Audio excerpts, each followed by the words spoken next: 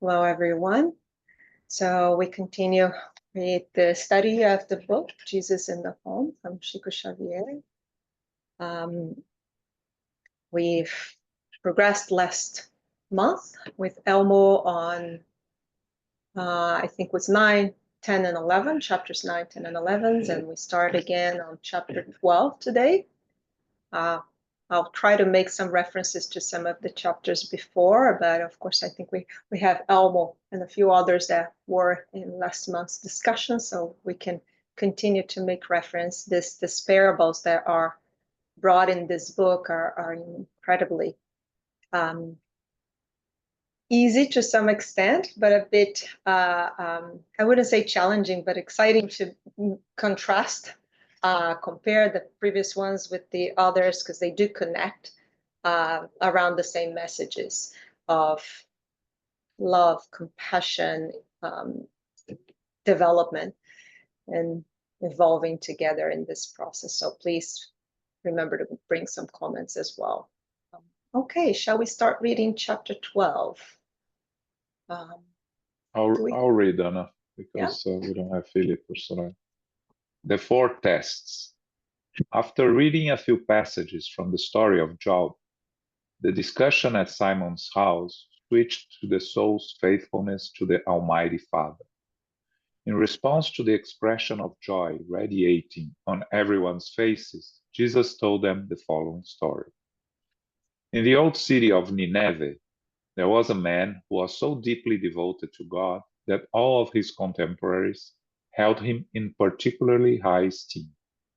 The praises for his behavior were so lavish that news about it rose up to the Eternal throne. Now, because several archangels were asking the Almighty to bring him back to heaven, the divine wisdom gave the order for him to be sought out in the jungle of the flesh in order to determine if he was in fact prepared for such a sublime investiture. In order to do so, the teacher angels working for the Most High sent 4 basic detectors of righteous individuals: want, wealth, power, and anger. Each came down in its own time in order to perform the indispensable trials.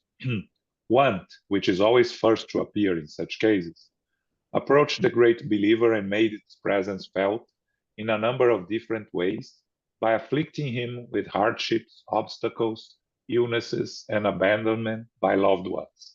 However, the devout man, full of confidence, knew that the messenger was a heavenly worker and defeated it, proving himself to be increasingly stronger in the virtues of which he had become a model.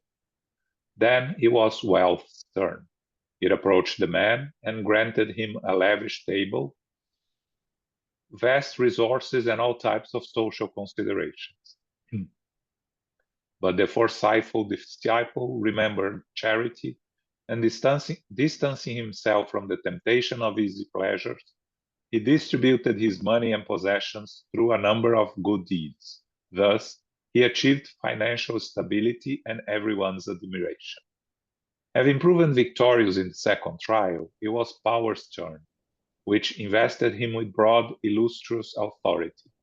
The devout man, however, remembered that life, with all its honors and gifts, is merely a loan from heavenly providence, and he carefully made use of his power by teaching all those around him, through instruction and well-guided work, receiving in exchange the obedience and admiration of the people amongst whom he had been born.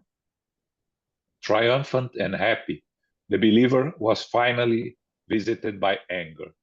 In order to probe his spiritual state, the invisible teacher made use of a weak and unlearned servant to touch his self-esteem by talking with obvious disregard about a private matter. Although what he said, in fact, was true, it constituted real disrespect toward anyone of such a social position and inarguable dignity. The devout man could not help himself. An intense wave of blood spread across his flushed face, and he lost control of himself by hurling hurtful words, wounding family members and servants, and undermining everything he had done. It took him a number of days to regain his composure, but by then, anger had already laid bare his inner spirit, showing that he still had a lot of work to do.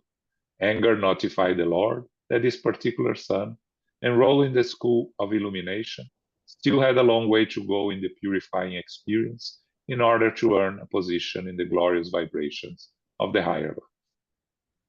A look of curiosity appeared on everyone's faces, and no one dared to broach a new subject. Smiling serenely, Christ concluded, "When people receive all the information they need to qualify for heaven, the loving Father then looks to see if they have been exposed to the instructive powers. The majority of believers lose their apparently good standing when one begins testing their moral strength. Many become corrupted by the suggestions of wealth, which makes note of their detachment from inferior objectives and their ability to act in sowing the good. Others fall disastrously due to the insinuations of power, which tries them to test their ability to instruct and protect their companions of the human journey. Very rare are those who can triumph over an unexpected visit from anger, which comes into a person's lives to see if they have overcome their vanity. If not, their spirit cannot reflect the splendor and grandeur of the Creator in the realm of life eternal. The master fell silent, smiled compassionately once again, and since no one had anything more to say, that evening's meeting came to a close.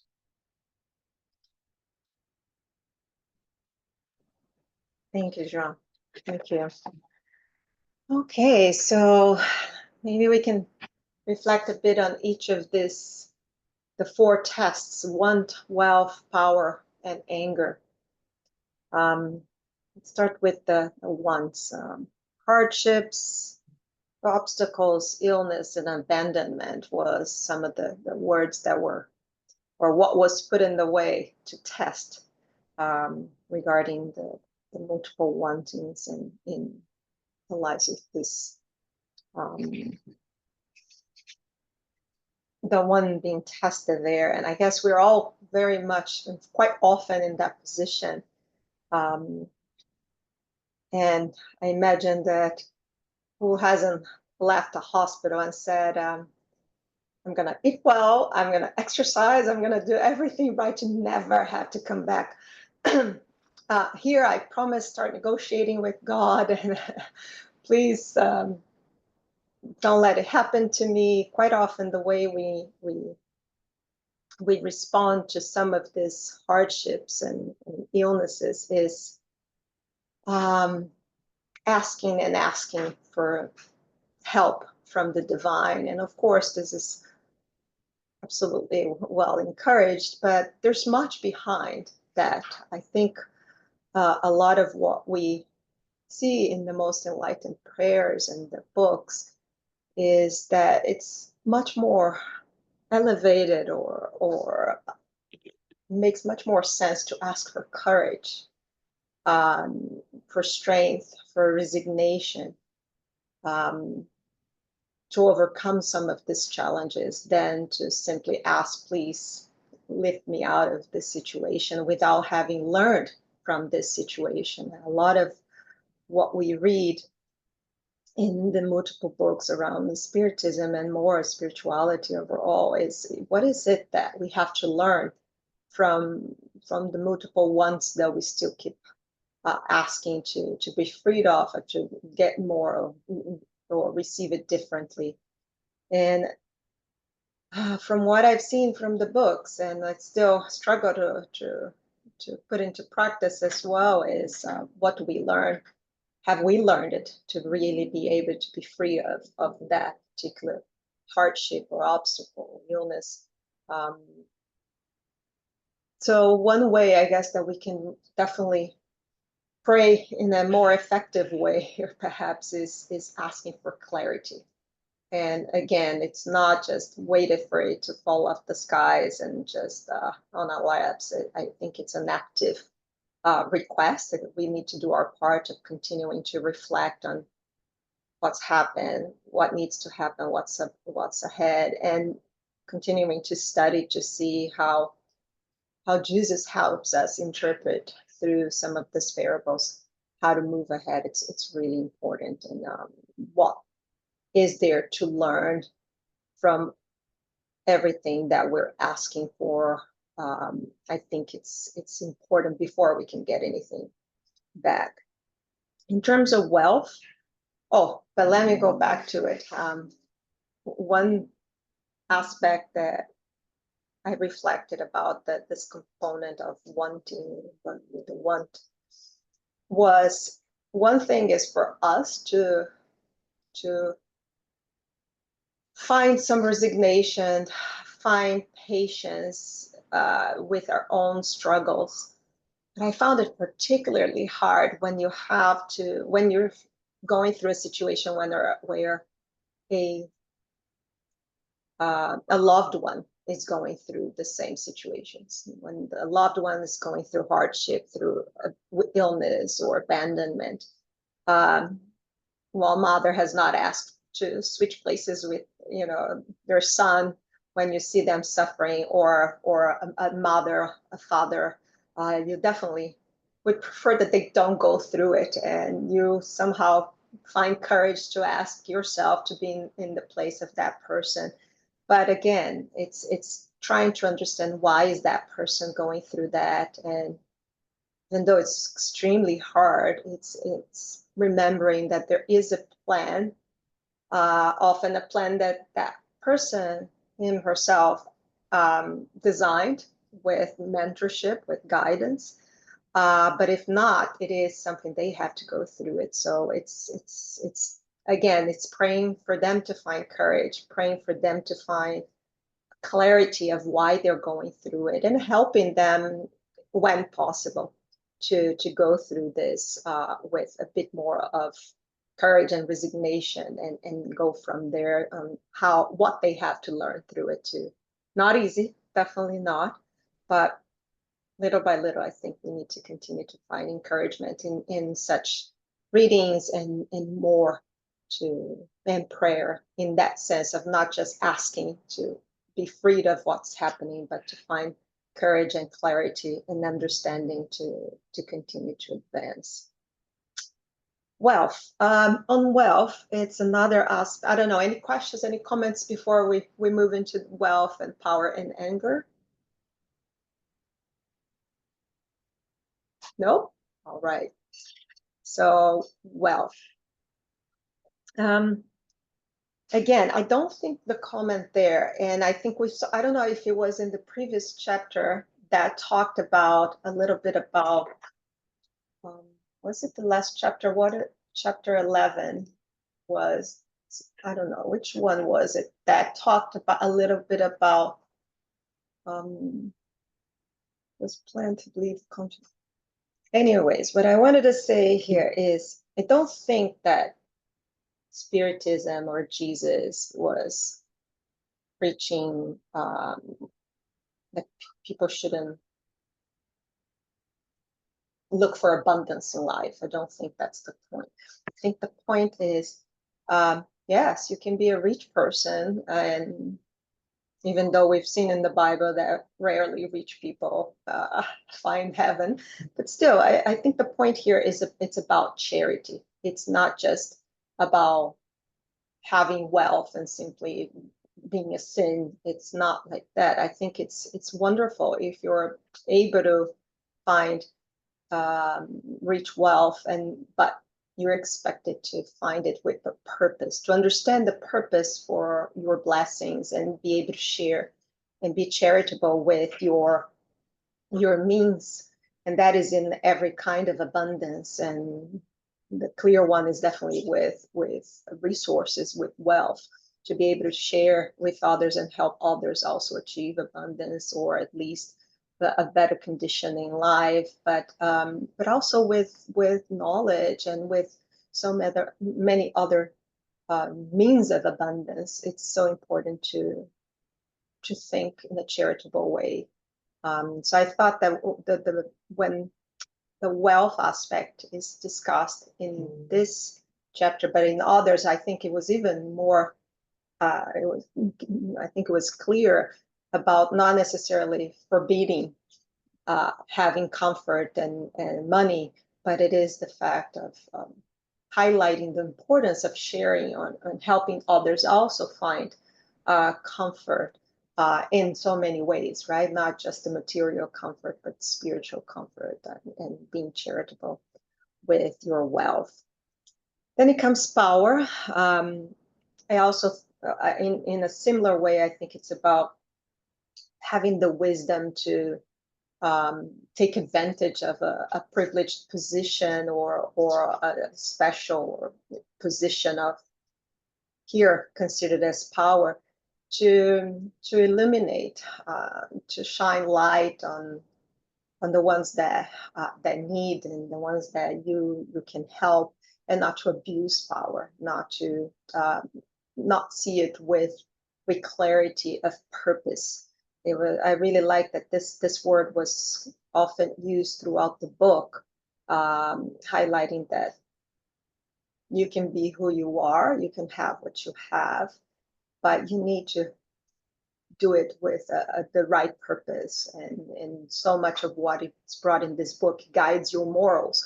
So your purpose is grounded in the right morals as well, and not just frivolous. And in that sense, it keeps going back to the charity aspect, the having all power, wealth, but still being wise in how you work with it, not use it or not abuse it. Before we move into anger, any comments there? Questions? I think you know, in the end, it all touches on the two main poisons that we carry, right? Which is proud and selfishness, right? Pride and selfishness, right? Because these are all trials that will test our ability to see where we are in terms of our moral evolution, right? Because in the end, it's the permanent fight against those poisons that corrupt us. So wealth, power. It's interesting. Well, you're going to mention anger later. But, you know, you see these four trials, and you don't think that is anger that is going to get him. But that's interesting. Anyway, I think that's it. Thank you, João. Thank you. Indeed, you know, I have to say I was a bit surprised that it was anger in the end that really was found here to be the worst. But I guess the anger is the more often perhaps present in our lives as well. You may not stay angry for very long, or you may not react really badly about it, but still, I guess the message to me was that every little anger, it means you still haven't conquered your patience, your compassion, your forgiveness, and it matters. So it's not about like, I'm not angry all the time. And, you know, I am much more of a beggar for moving away the hardships of my life. So the first one would be the worst to me. You know, free me from all kind of illness, and I go there much more often than the anger one would think, but not exactly, right? I think there's still the little angers of the day. These are they can accumulate, they can fester, and you can become blind, and you can excuse yourself, oh, it wasn't that bad, or well, perhaps for that person that heard your comment or thought you were a bit more aggressive than you needed, or a lot more aggressive than you needed, perhaps for that person your anger meant more than the abuse of power or wealth or all the different ones that we heard in this chapter. So yes, indeed, anger is still a very much present in our lives, and possibly the most challenging of the 4 tests that we will continue to see in life, and we have to consider how to move past. And again, in our prayers, how do we react to? Is it about asking God to help you have patience? Like, we can't keep asking God and spiritual mentors and others to help you with everything. We are here to learn. You can keep asking; they're gonna try to give you little hints, but they can't do it for yourselves, and they won't necessarily take the obstacles of your path. They can inspire you on how to jump that obstacles or overcome that obstacle, or give you encouragement to find the strength and the courage and the persistence to go through it. But you still have to find it in yourself. And the entire book is about that, right? Inner enlightenment, self-reform. It is very much about us finding it, the ways to continue to evolve in all the different ways that we need. I love this chapter. I thought it was particularly powerful and very clear. And the end a bit unexpected too.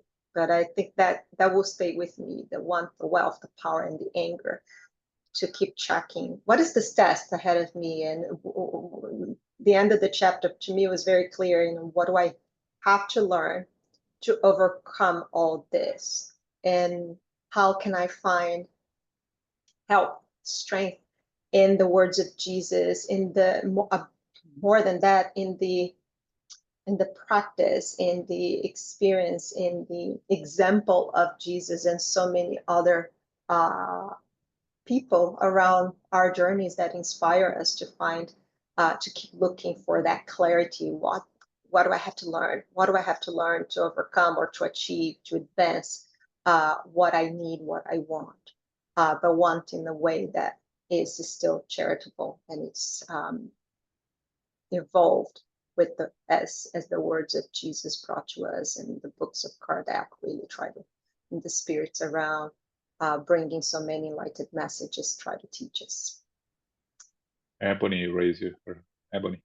Oh, wonderful. Hi, Ebony. Hello.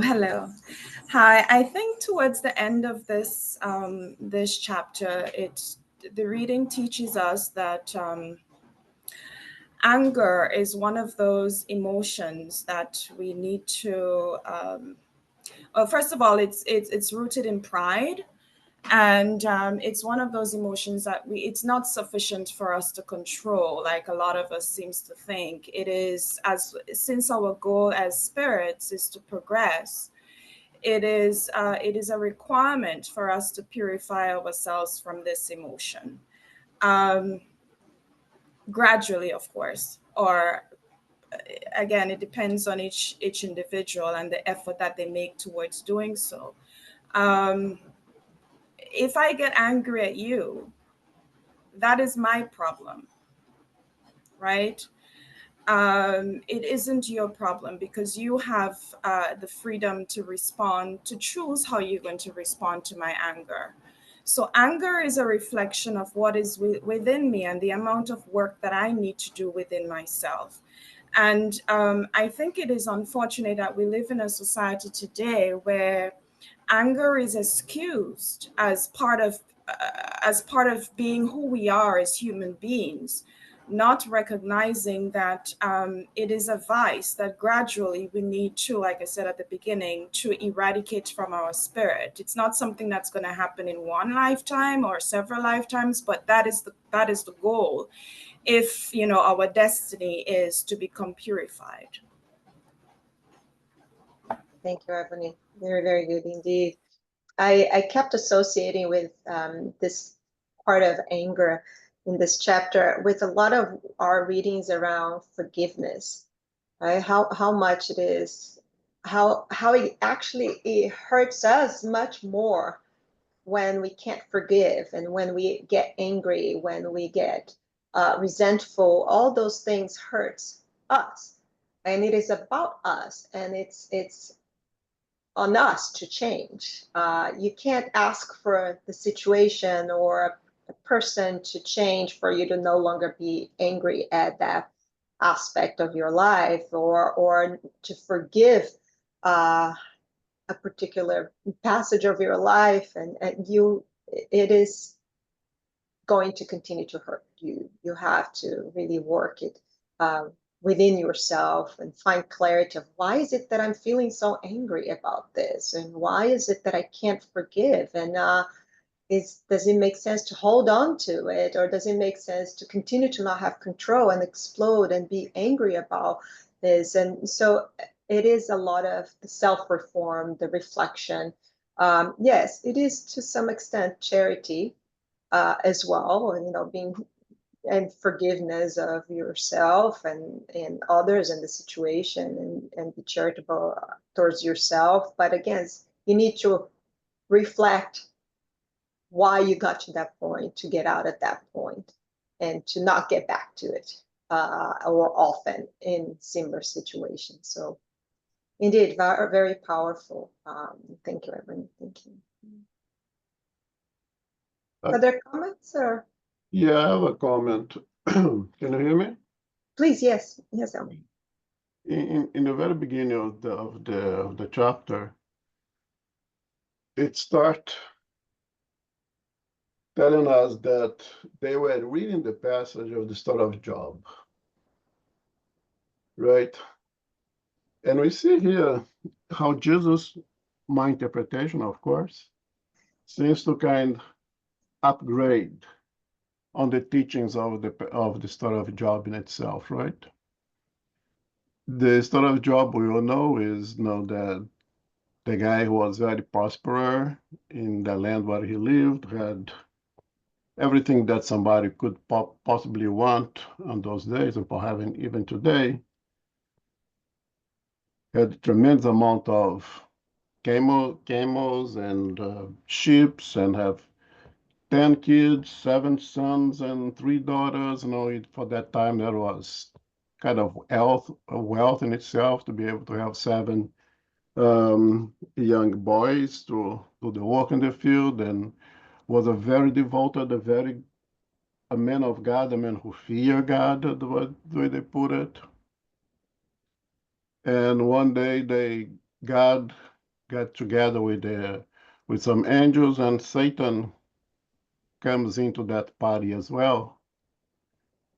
And when they're talking about a job, Satan tells God, well, the guy, of course, fears you and very devoted to you because he got everything he wanted, because you basically blessed him with everything he wants. You take things away from him and he'll curse you right in your face.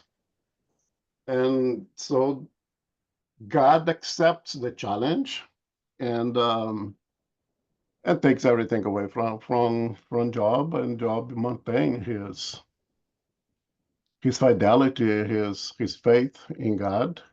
And then God rewards him by putting back everything to him again, giving him all the wealth, all the good health, all the kids and everything. He recovers everything basically, right?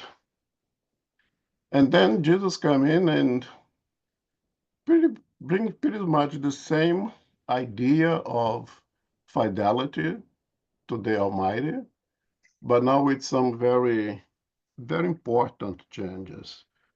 Now that man is just a man, has no name. It's any one of us. It says right there, there was a man who was so deeply devoted to God. No, it's no longer a person, it's us. It's us, basically. That's a big difference in the note already. And removes the one who's causing the trouble, Satan. No, it's not Satan. Now it's ourselves. It's our inner selves. And the reward, it's not the material things get back to him. Now the reward of the eternal life is to be able to go, as I say, go to heaven, go back to heaven. And having to us, you understand this peace of mind. And you only have peace of mind when you overcome all those natural temptations of life, right? And the temptations itself, we had a mild discussion in our studies of the Spirit's book when you're dealing now with the influence of spirits in our daily common lives, in which one of the answers of the spirits, I don't remember exactly now how here, is that the God tests us, for us to overcome our vices. And I don't like the word God tests us. I think life itself is a test. If you live here in this world, you'll be tested with wealth as well, you'll be tested with poverty. Both tests, right? You'll be tested with getting sick, with your family getting sick, with the loss of a loved one, circumstances of life. Life in itself is a test. So all those three things, the want, the wealth, and the anger, are circumstances of life. And we are all of us exposed. Again, it's just a man, not a person. It's a man. Any one of us can be exposed to all those things. And it seems that anger is perhaps the most difficult to overcome because you cannot address it materially. If you get sick, the body gets sick, the loss of a loved one happens, you become rich and don't know how to deal with wealth, but it's still some kind of palpable thing, so to say. The anger is not palpable. The anger is something that I have to really to overcome, to conquer yourself, not something else, but yourself. Conquer yourself. There, you may be able to conquer being poor, being rich, somewhat palpable. But when it comes to the anger, it is something that it's so abstracted that you must to do that with yourself. With the wealth, with the poverty, you deal with that almost outside of you. But the anger is so intrinsically of yours that you have to deal with that yourself. Perhaps that is the most difficult to conquer. And I think that's why that man was able to succeed with the want, with the wealth, but when it came to deal with the most deep part of himself, he was not able to do at that time. But eventually he will. That's my comment.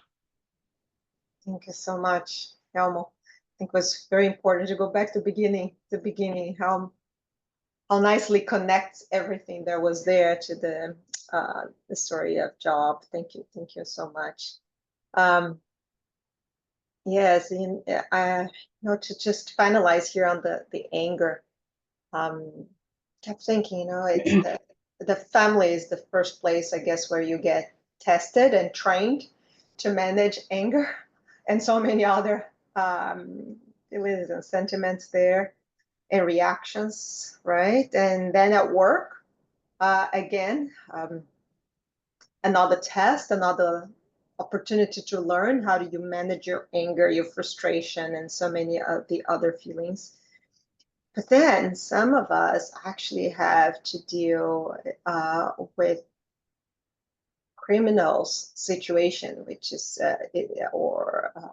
things that can get even more challenging, and that's where it's interesting to hear from people that have been afflicted by or victims of war or different hardships, and it's just really tricky to see how angry they are and how hurt and how it's so hard for them to also understand that a criminal is also a son of God, or you can't be asking God to punish your attacker, it's difficult. I definitely sympathize, but it helped me when somebody told me about that person is also the son of God. How can you expect God? Would you punish your son? How, you will punish to some extent your children or try to educate, right? Them, but would you kill your own son? No, it helped me to understand that that is not the typical reaction one should be in asking God for certain things. But yes, asking God for the courage and the resignation and the clarity, the enlightenment to go through such things and understand.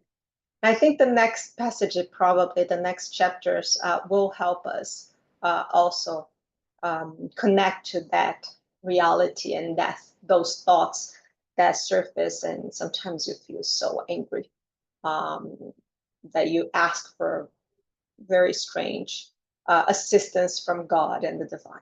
So let's go on the chapter 13. Well, The sincere revolutionary.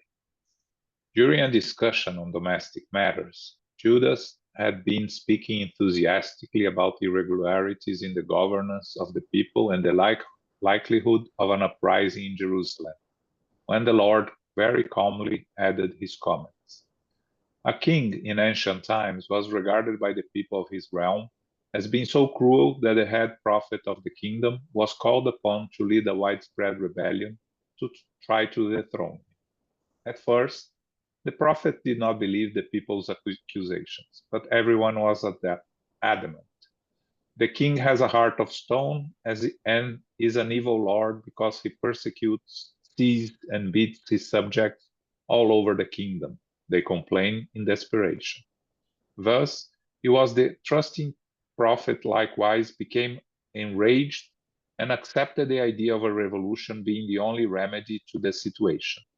So he made plans in private with a few hundred resolute and courageous companions. However, since he had an unwavering trust in God, on the eve of the event, he went up on the top of a mount and prayed so fervently for divine assistance that an angel from heaven was sent down to have a heart-to-heart talk with him. In the company of the sublime messenger, the prophet accused the king, alleging what he knew by hearsay and beseeching heaven's approval of the plan for the renewing revolt. The messenger noted his sincerity, listened to him patiently, and then said, "In the name of the Supreme Lord, the plan will be approved under one condition. You must live with the king for 100 days in his palace as a humble and loyal servant. At the end of this time, if your mind is still set on the same intent, you can overthrow the throne with our support." The honest leader accepted the proposal and began to fulfill the terms. Humble and sincere, he went to the royal abode, where there were always cleaning positions available, and took the job of an unknown servant. But as soon as he began serving the king, he noticed that the king never had time for the smallest needs having to do with the pleasures of life. From the moment he got up in the morning, he was surrounded by impertinent advisers and ministers. He was tormented by hundreds of complaints by the hour. In his role as a father, he was deprived of his children's affection. In his role as a husband, he lived far from his wife. In addition, he often suffered ill health because he had to attend to a lot of banquets and ceremonies where he was forced to listen to all kinds of lies coming from the mouths of flattering and ungrateful subjects. He never slept, nor did he eat at the right time each day. And wherever he was, he had to watch what he said. He could never open his heart to express any lasting expression of life, but had to suppress any such feelings, which in turn suffocated his soul. The leader of the popular masses realized that the king was more like a slave, heartlessly condemned to labor without rest, in complete spiritual loneliness. He couldn't even find time to enjoy communion with God through ordinary prayer. By the end of the time period agreed upon, the prophet had undergone a dramatic transformation and returned to the mount in order to honor his promise. When the angel appeared to him as he was praying, he implored him to have mercy on the king, for whom he now felt a sincere sense of compassion. Immediately afterwards, he gathered the people and notified all his co-conspirators that the king was perhaps the most tortured man in the entire kingdom, and that instead of their long-awaited insurrection, they should show more understanding and work harder at their jobs, so that the king, who was himself so enslaved and miserable, could, without trouble, fulfill the lofty mission that had been bestowed upon him. And so, the rebellion gave way to understanding and hard work. Judas was disappointed and seemed to be rehearsing some kind of irreverent comment, but the Divine Master spoke first, saying incisively, "Revolution is always the tragic error of those who wish to usurp the scepter of God. When every servant understands their responsibilities in a plan of life, there is no disposition towards rebelliousness or time for insubordination." Thank you, João. I think it's such a powerful message about how change begins with ourselves. We first need to look at our responsibility to try to make amends, to try to promote change, to try to inspire change, especially. Not just talk about it, but really act in the right, inspiring way, so others will also first understand why certain things are better in a certain way, and then try to promote changes within themselves and their surroundings. It is quite challenging, right? I think we still very much as societies that expect others to do it. We are still very much in the paternalistic form of expecting a God to come, a perfect being, a perfect politician, a perfect decision maker to fix and things and to drive things to a better place or a different place.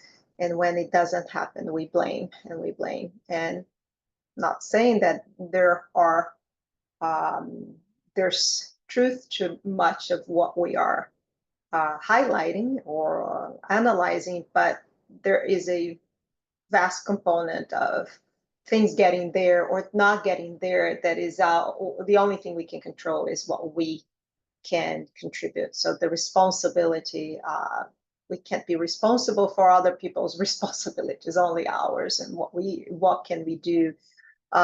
So there is what is being promoted is that if we are busy enough with our own enlightenment, with our own working on ourselves, will serve as examples, and others will also work on themselves, and eventually that will promote changes, and that wars, fights, and revolutions are not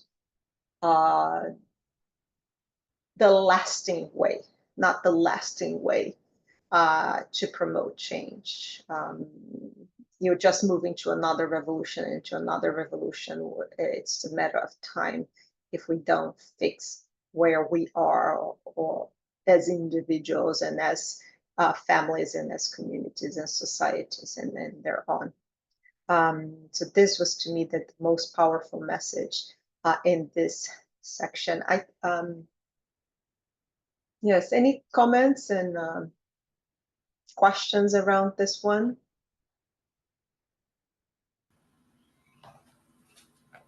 Yes.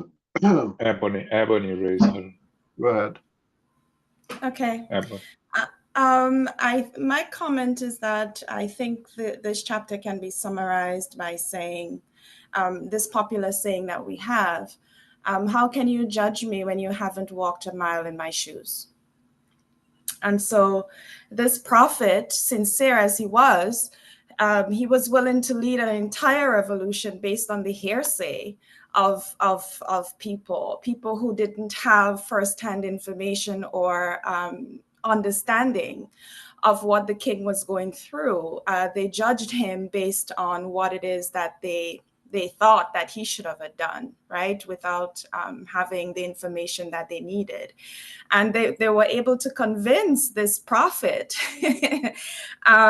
to start a revolution, you know. So I mean, we're told that the angel gave him this one requirement, that he had to live with the king, and which would have allowed him an opportunity to see firsthand and to walk, quote unquote, walk a mile in the shoes of the king, to have a better understanding of what it is that he went through.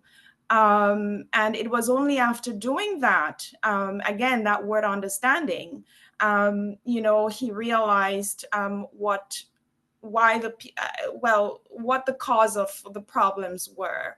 And he was able to see things from the perspective of what was real, as opposed to what the people were seeing. And again, I think it is very important for us, before we make judgments, I mean, this is my take, one of my takes from this, before we make judgments, as we so often do, it is important to have to at least try, even if we don't have the information that we need to make a good judgment. It is always good to be charitable and to put ourselves in somebody else's shoes and try to have some sort of understanding as to what it is that they're going through. Thank you, Ebony. Thank you. Indeed. Elmo, you want to come in? Yeah. Interesting enough, it has to be Judas, right? The revolutionary. It's not by choice, not by chance, right? Was the revolutionary in the case here. And I had said many times before, I still don't remember where I read that, but there are three types of people in this world. There are the ignorant ones. They don't recognize any problems, or they recognize the problem, don't care. They're too busy living their own lives. They don't care about anything. There are the revolutionaries. The revolutionaries, they step up above already because they recognize the problem. They have the stamina, the energy, the willingness to do something about it. The problem is they don't know what to do. And they create wars. They go back to Judas. And we see the good example. That's why Judas is the one who makes the comments there. So they have the good intention, but they don't know what to do.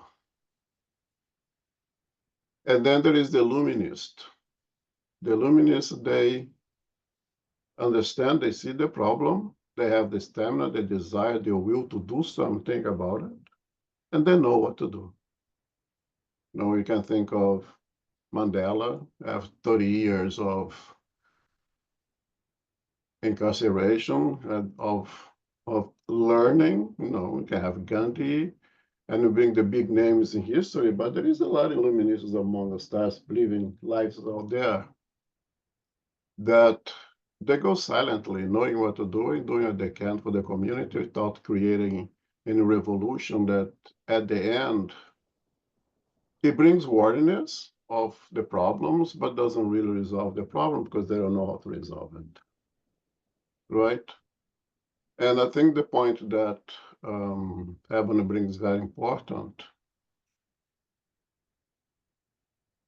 When we make decisions and make judgments based on hearsay of what people are saying, and unfortunately today of what we are reading and on the social media and stuff like that, that you have to be extremely careful before we act, to have a deeper understanding of situations, of circumstances before we seek to be a revolutionary, perhaps make things worse.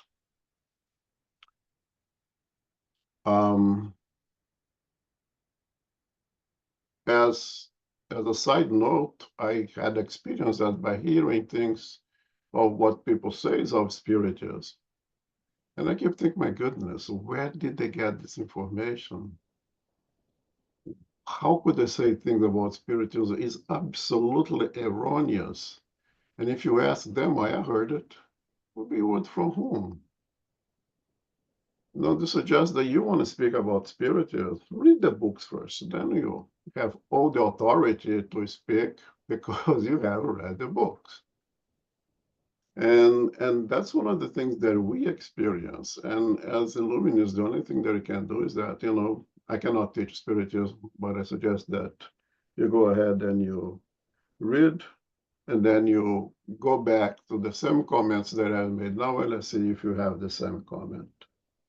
And that goes for just about everything, the politics and the churches and everything.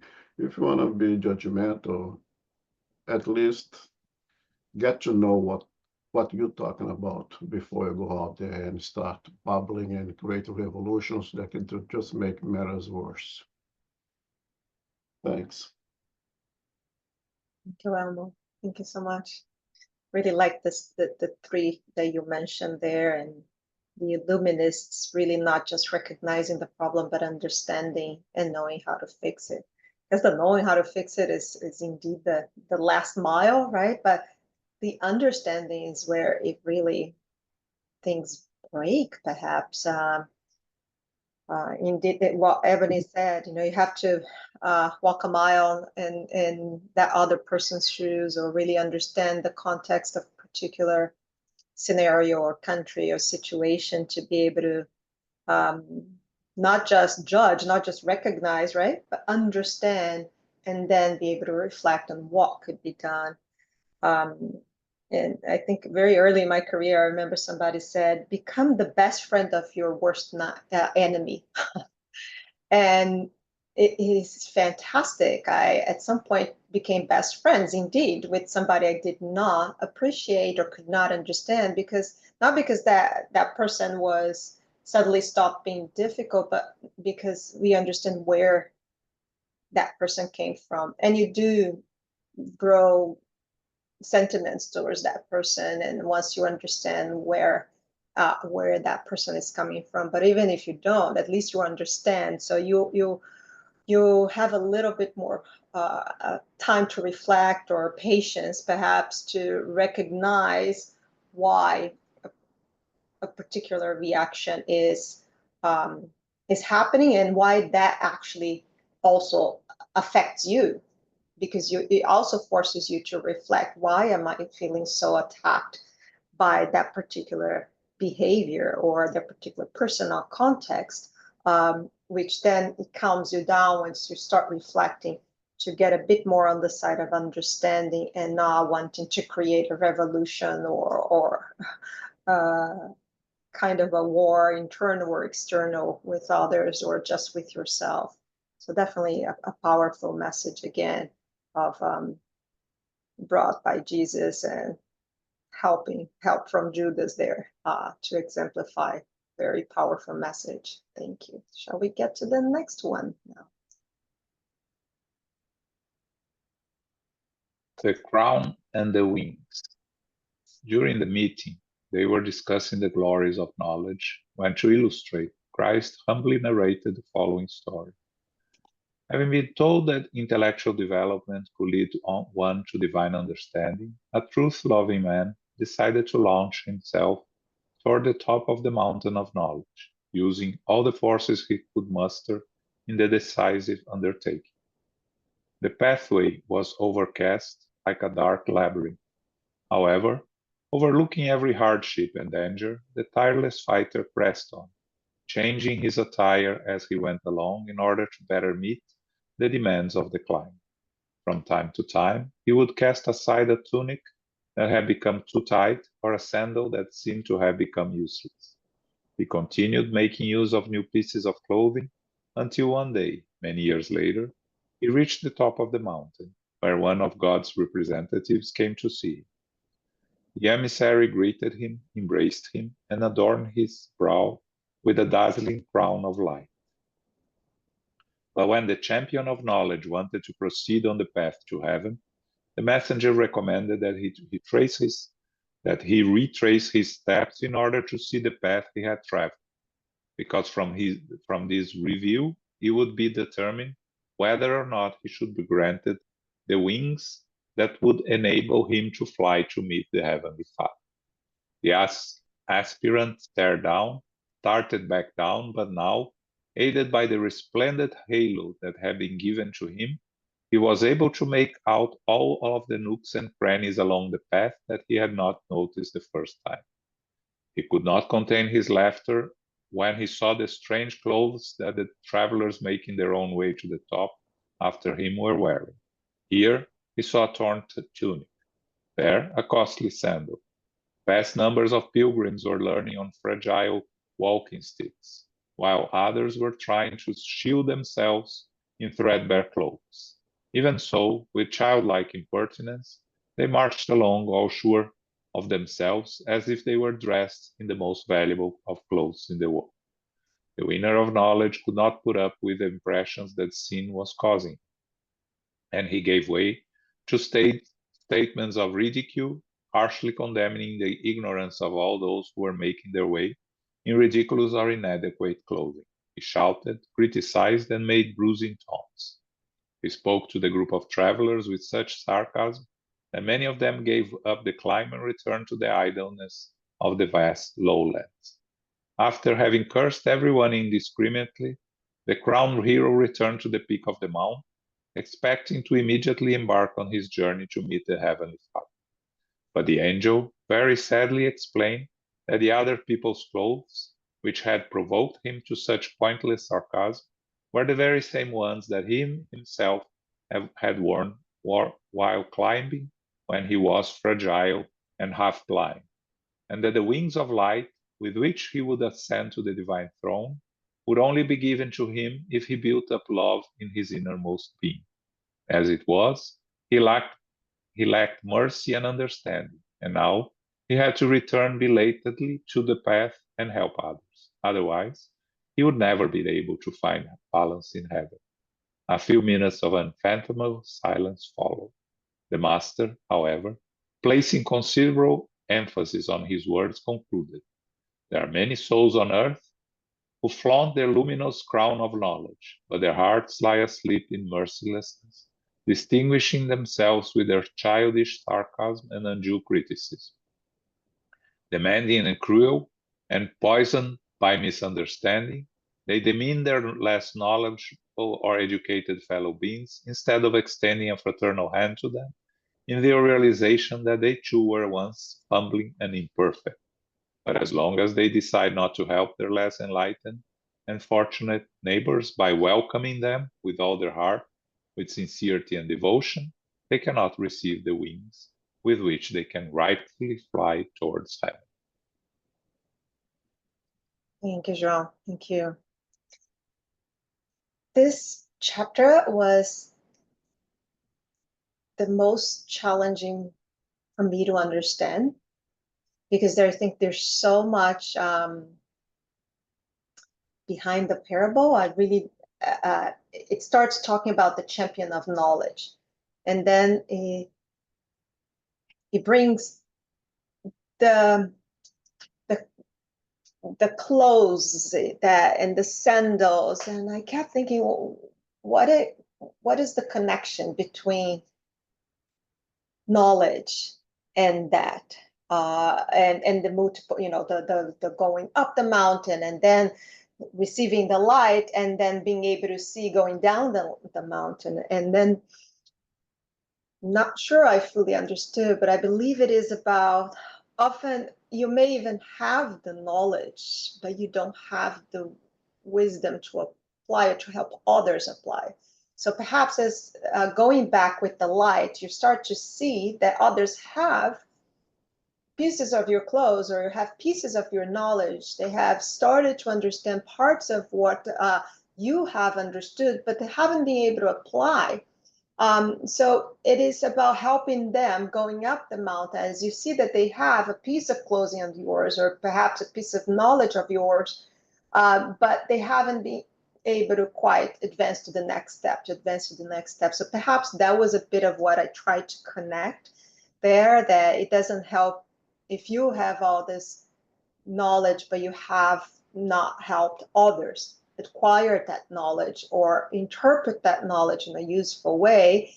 And clearly you haven't really advanced from knowledge to wisdom as well, because if you haven't been able to help others process that knowledge, you haven't really fully advanced on that understanding either. So I thought that was particularly difficult, and I guess it is the trick of working with parables. You have to read it several times, and perhaps every time you're going to understand a bit more or a bit differently in advance. But I thought in the end, once you understand, it connects, it stays. You will really absorb the message in a much more powerful way, because you were going to remember the story, the parable, right? I thought that was a particularly powerful message in how going up, you have to also look around and understand what other things you need to pay attention, and then going down, being humble to also watch others trying to climb the mountain in the process, and not believe yourself as being superior, or you're not superior if you're not able to help others understand what you think you know or what you truly know. So it's quite important. In this one, I think it's the one that I especially connected to the chapter that I think it was chapter 11. I think it is the last paragraph of chapter 11. Let me see here. It says, let us plant belief and confidence in others, understanding, however, that each person has the path that is proper for them. Faith without works is an unlit lamp, which is so much mentioned in the previous chapters, right? But we must never forget that the act of discouraging others, the ones going up the mountain, right, in the blessed adventures of the good, is one of the greatest sins. You should never judge the ones trying to go up in understanding and knowledge. It's one of the greatest sins before the Almighty and compassionate Lord. So I think that really helped me connect well to this one, which is, it's not just about helping others, but never discouraging others. And if we look at it, that our day-to-day, it's so easy to see how we get angry from the first chapter, how we don't stand in the shoes of others in the last chapter, and then we challenge them. How come you can't do that yet? You know, I've taught you, or even showed you, or I know you should know better as well. You should know as well. So then you discourage others in their process of learning, and that happens so often with people we work with, or our children, or families, or sometimes people that are even older and wiser.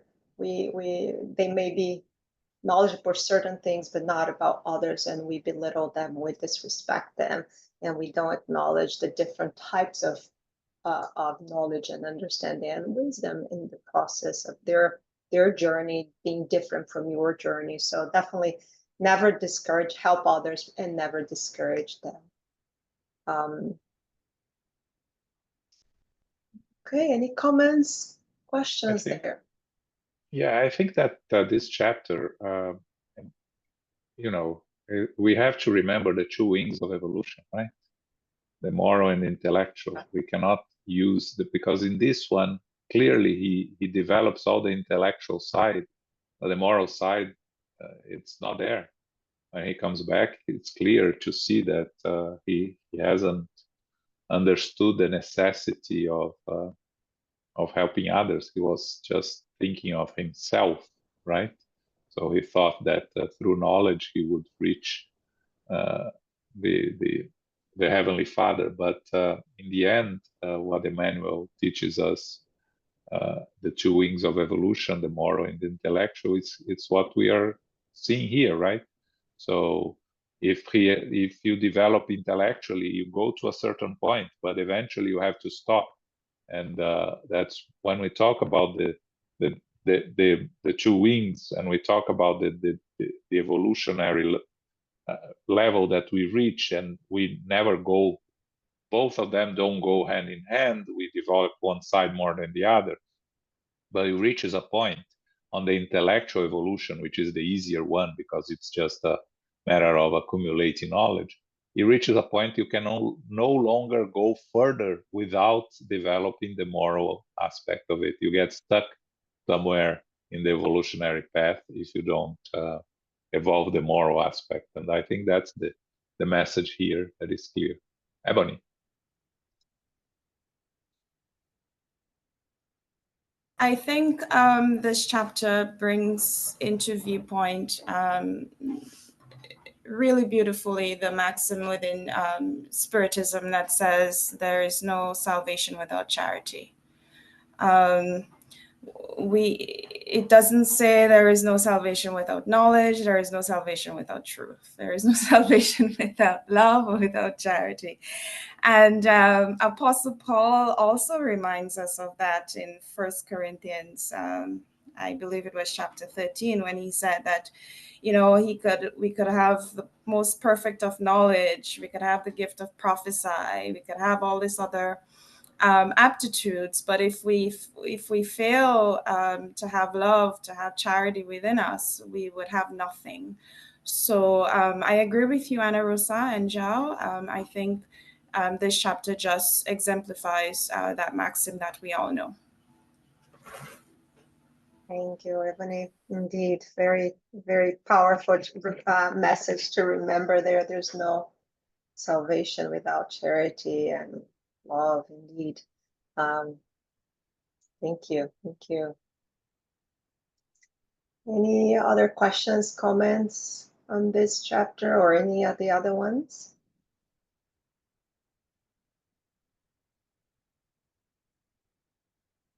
Okay. All right. Okay. We're good then. Thank you. So shall we stop here today, or? Yes, we stop here today. We are going to do 3 chapters at most. All right. Okay. Well, thank you, everyone. This was quite a good 3 chapters together and reflecting back on the previous ones. Thank you. Carol, would you do a prayer? Yeah. Yes, I am. Thank you very much, Anna, for hosting and guiding us today. Thank you, John, for reading, and Elmo also for being with us. And each of us who are here today, we give thanks for this. Infinite Creator and Supreme Intelligence, we give thanks to be together again for our studies of the book Jesus in the Home, the chapters being chapter 12, 13, and 14. May we ask and pray for courage, strength, and learning from our hardships and situations, and not just to have the suffering immediately stopped. We can ask for clarity so that we can do our part, so that we will move forward through the circumstance at hand. May we also ask for patience, perseverance, and resignation to face our challenges. Wealth can be challenging, but there is a positive aspect that can help provide the sharing of resources, knowledge, and a charitable aspect to spread resources and material gain. Power will be a trial for those in authority, those in society, and those in leadership roles. Pride and selfishness may prevail as a true and pure test to power. Anger can result in lack of patience and forgiveness, which can fester and accumulate within us. Anger harms us and may appear suddenly without our control or restraint. Change begins within us in order to promote change outside of us, rather than through rebellious or revolutionary actions. May we act intelligently. May we have sincere goodness and proactive charity in mind through our daily life. May we give thanks to our spiritual benefactors and the good spirits for guiding and inspiring us today. May we receive the love, light, and peace of Christ within us and for our loved ones, our teachers, our directors, our counselors, our mediums, our workers, and all participants. We pray for inner peace and especially now for world peace, and for those who are suffering in the physical and spiritual worlds. We pray for our center, SGNY, excuse me, and all spiritist centers throughout the world, that they may grow, prosper, expand, and be protected throughout the day and throughout the night. As we close, we humbly ask for safety and protection as we return to our family, friends, loved ones, and co-workers. May we go forth now and remind ourselves to be beacons of love, of light, of peace, and of charity, which is love in action. May peace and love prevail, and may we receive the blessings of the light of Christ within us. So be it.